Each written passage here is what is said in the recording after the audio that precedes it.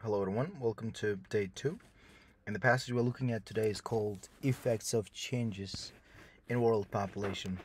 So it means the text is going to be about world population and what those changes mean for us. So are these changes positive or negative? demak har doimgidek nimaga e'tibor beramiz, titlga juda muhim. Nima haqidaligini bilmasangiz bo'lmaydi. Demak, world population o'sayotgani yoki increase yoki decrease qilayotgani good thing or bad thing shu haqida bo'lar ekan. Alright, nima haqida o'qiyotganingizni bilmasangiz, faqat siz savollarni bir-biridan, misol uchun 20, 21, 22 rosta kamiga bir-biridan nima deydi, bog'liq bo'lmagan savollar. Ya'ni hamma har xil joydan kelishi mumkin. Lekin odatda savollar tekst har doim uzviy bog'liq. Mana ikkinchi paragrafda, birinchi paragrafda aytilgan nisbatan fikrlar bo'ladi. Chunki buni birinchi yozgan odam original writer. Mana bizda ikki xil writer bor. There are two kinds of writers. There are original writer who wrote this article. And then there is exam writer who edited the piece and created the questions. Right? So, but I need to know what each are doing. Alright? I need to know original writer dem bilishim kerak nima qilayotganini. Plus exam writer dem nima qilayotganini bilishim kerak. So, lekin ba'zi vaqtlar original writerni qilayotganligi ancha hollarda muhimroq exam writer nima qilayotganini tushunishdan ko'ra. Men odatda multiple choice matching heading savollarni boshida o'qimayman. Logika nima uchun? Chunki bularni tugatganimdan keyin, A'ni tugatganimdan keyin har bitta savolga qarab chiqishim kerak bo'ladi. Keyin men o'ylayman, matching heading savollari oson savol turi. Matching, because if there is one incorrect word in a question, right? That makes the whole answer incorrect. Butun boshli javobni incorrect qiladi, to'g'rimi? Mana misol uchun deylik 4-paragrafda olaylik, 4-headingni olaylik. Disease haqida bir marta aytib ketib, umuman disease haqida bo'lmasa, foydasi yo'q. Lekin men mana ko'pchilik hozir bunga teskari gap aytib boshlagan, birinchi gapni o'qigandan foyda yo'q, lekin men o'ylayman, bu narsa rostakamga to'g'ri.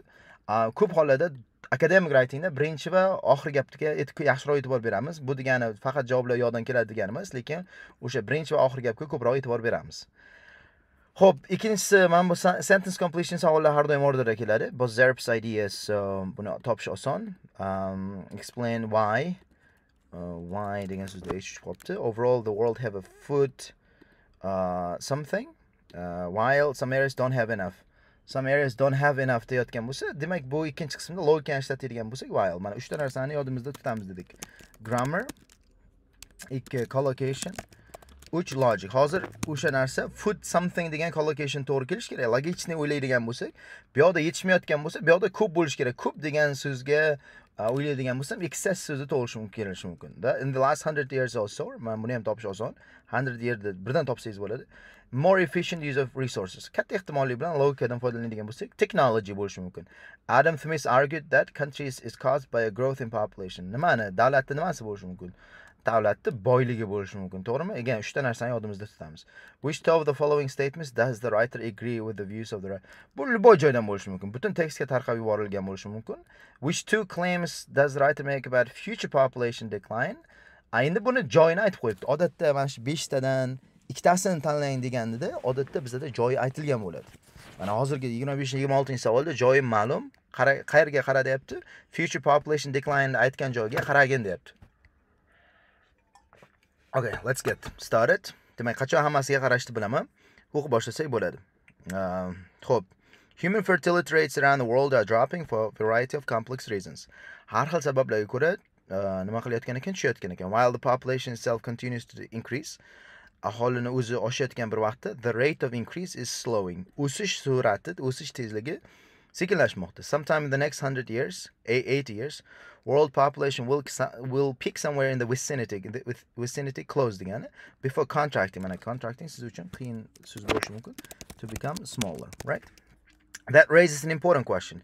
Is population contraction a bad thing? Aholi tushishi yomon narsami desa, some people think not. All right? Ba'zi odamlar yo'q der ekan, yaxshi narsa der ekan. There is a school of thought that argues smaller populations are good.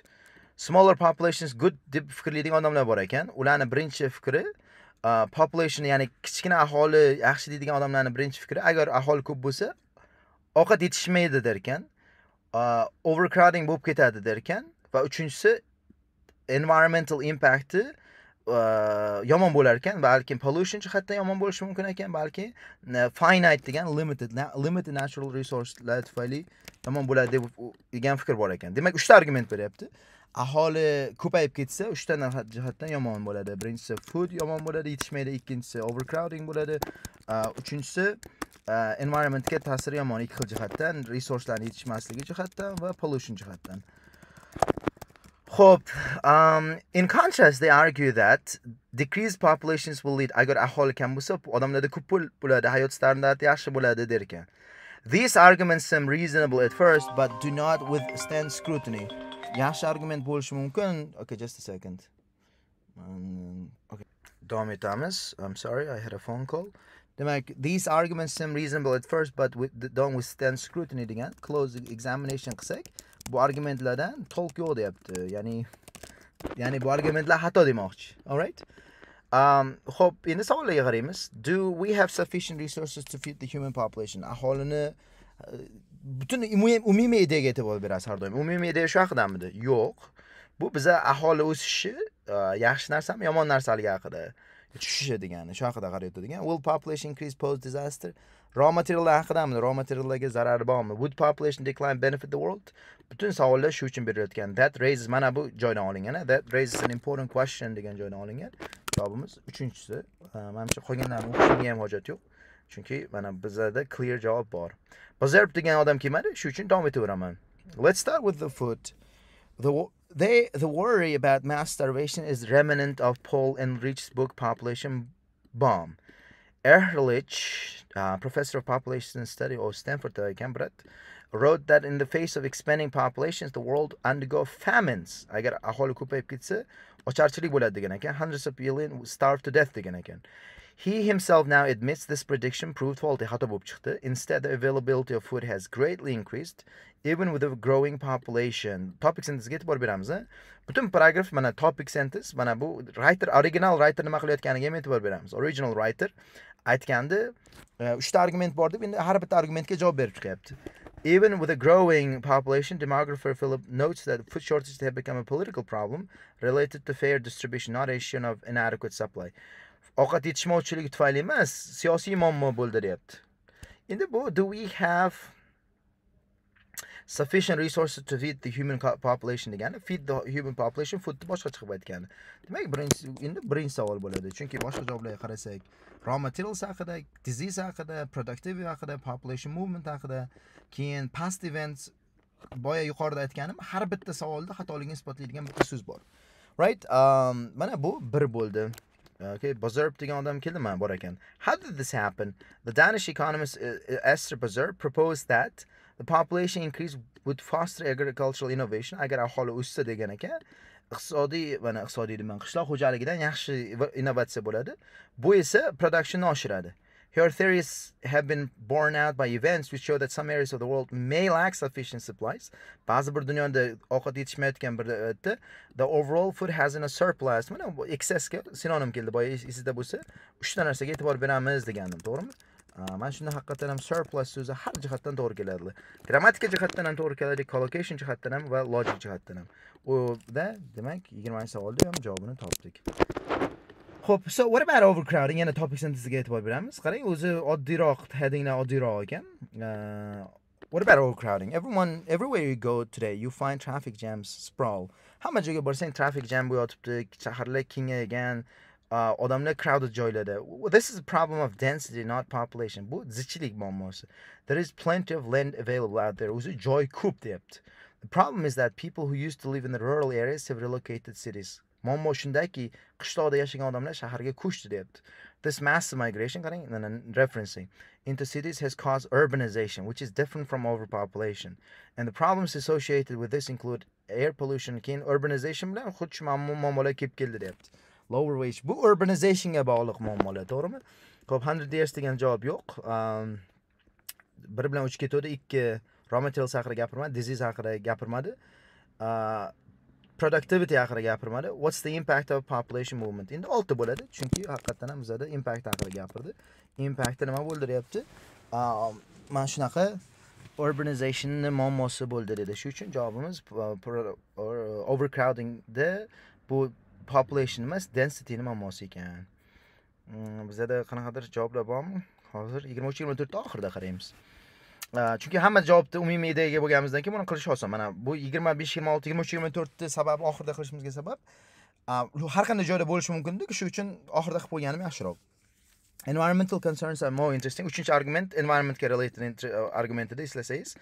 Xo'p, but such end of the world warnings are not new. Bular yangi gaplar emas. Global warming and the fact that Earth has only finite amounts of natural resources will surely deplete. Tugaydi degan argumentlar are the two main concerns of this too is an argument that we've heard before. Buni ham avval eshitganmiz. Massimo Levi Bacci degan odam Florensiyadagi o'qituvchi ekan. Aytgan ekan, 100 yil oldin iqtisodchilar qo'rqgan ekan, coal supplies tugaydi degan ekan. 30 yil oldin men bir Rimdagi bitta klub bor ekan, ular ham aytgan ekan, boshqa resurslar ham tugaydi degan ekan. Instead innovation stepped in to provide greater efficiency. Mana 100 years nima led to greater efficiency ga sifatlar yordam beradi deganni o'tgan dars. Mana 21-savoldan bildik. Nima yordam berdi? Biz technology deb guess qildik. Bu safar innovation bo'lib chiqdi. Yana low casedan foydalanasiz. Ko'p javoblarni listening part 4da, mana readingda low-casedan foydalanib topsa ham bo'ladi. For instance, in the America of 1850, you needed an average of 4.6 tons of petroleum. Avval $1000 mahsulot va servislarni ishlab chiqarish uchun 4-6 ketayotgan bo'lsa, 1978-yilga 1,5 tonna ketayotgan ekan. That's very wonderful.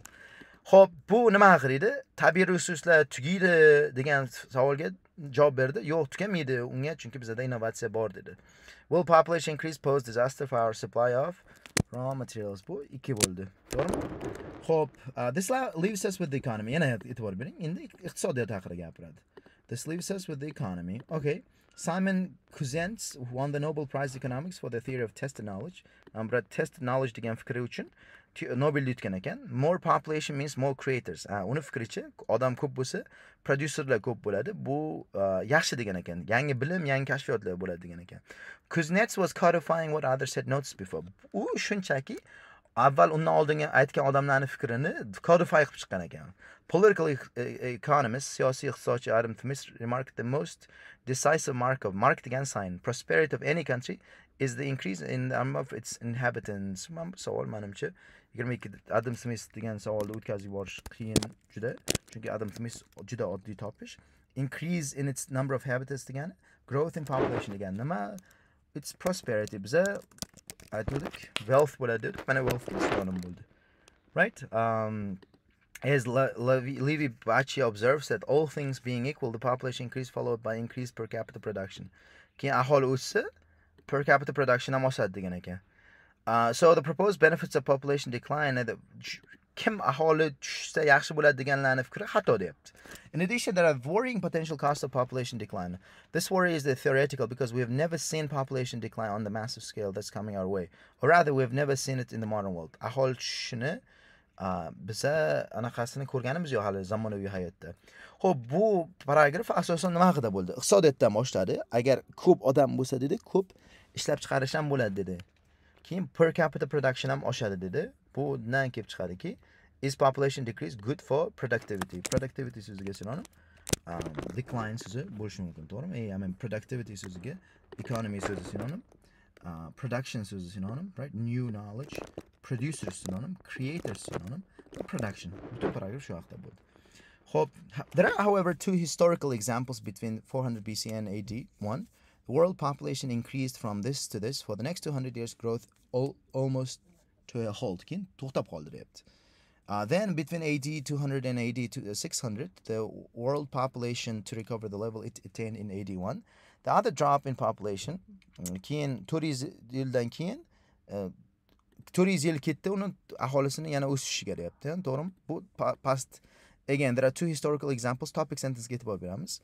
The other drop in population, ikkinchisi, bittasi bo'lgan bo'lsa, ikkinchisi disease bo'lganda ekan, bu o'lat bo'lganda. aholi vashcha tushib ketgan ekan, mana shunchaga tushib ketgan ekan. Neither of these drops was particularly pleasant period. Yaxshi bo'lmagan tushganda. Journalist aytgan ekan, mana bu o'zining kitobida. Them is not no precedent in human history of economic human capital. It's impossible to anticipate with certainty effects of population decline. Aholi tushishi effektini aytish qiyin, but there is good reason to believe that it's bad for us. Yomon bo'ladi deb fikr o'ylar ekan. Innovation will suffer. Yomon bo'lishiga bitta sabab, innovation suffer qilar ekan. Instead of producing windfalls of excess supply, economies will probably contract. Keyin iqtisodiyotlar ham kichiklashadi degan ekan. As Livy Bitchy observes, historically, areas populated or in the process of losing population have almost been characterized by backwards of economies. The real question is, however, whether or not falling population will lead to the demise of civilization. Aholi o'lib ketishga olib keladimi yo'qmi degan ekan. Bu menimcha two past events degan javob bemalol tanlay olamiz. Topic sentence'ga e'tibor bersangiz, bittasi o'lat bilan bog'liq, bittasi urush, mana prosta aholi tushgan sababini aytmadi. Demak, bu topic sentence'imizdan ham bilsak bo'ladi. Bu javob 7 bo'ladi, to'g'rimi?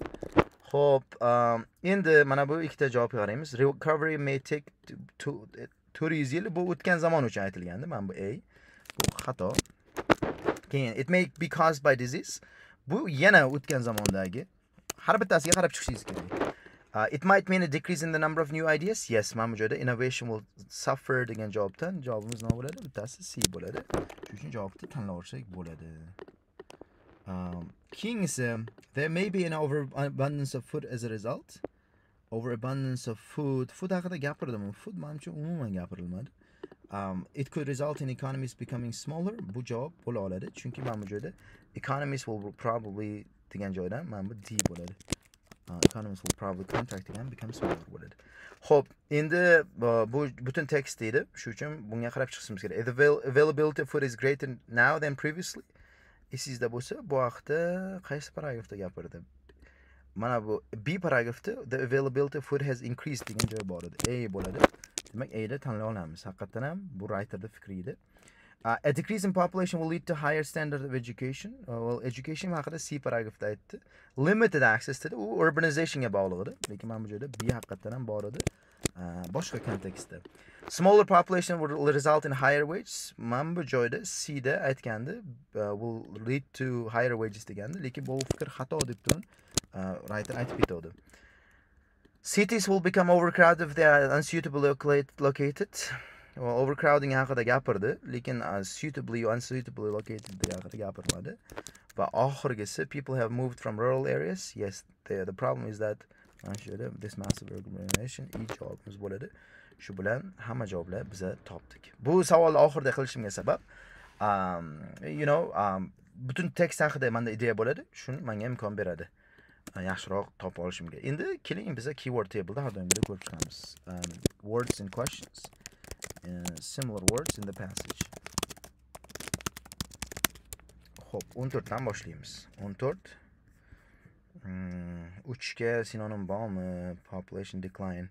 Menimcha population decline ga sinonim bor. Population decline ga sinonim population contraction. 15 King esa 1 feed the human population. Feed the human population. Food. 16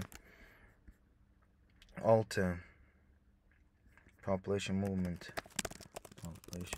Migration. That's migration. 17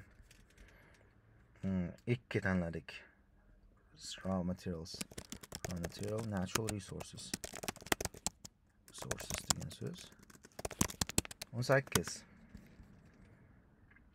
5 productivity ga ko'p so'zlar bo'ldi menimcha. Eng anaqasi production degan so'z menimcha kalit so'z bo'ldi.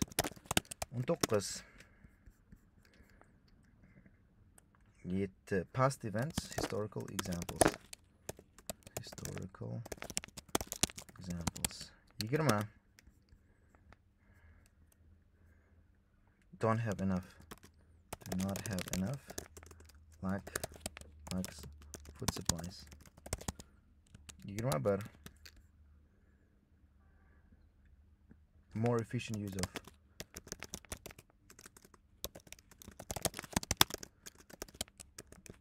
greater efficiency.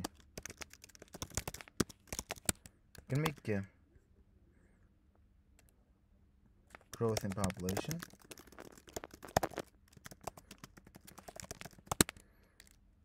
increase in the number of inhabitants. 23. Availability. Food is greater. Availability increased. 24. Moved from rural areas. C paragrafda aytuvdi menimcha. Relocate to cities. 24. Nechiga keldik? 25 ga keldik. Decrease in new ideas. Innovation will suffer. 26. Economy is becoming smaller. Economies contract. Xo'p, shu bilan menimcha hamma narsani ko'rdik. Yangi har bitta savolda evidence'ni ko'rdik. Keyword table'ni qildik. Men sizlar bilan ertaga ko'rishaman.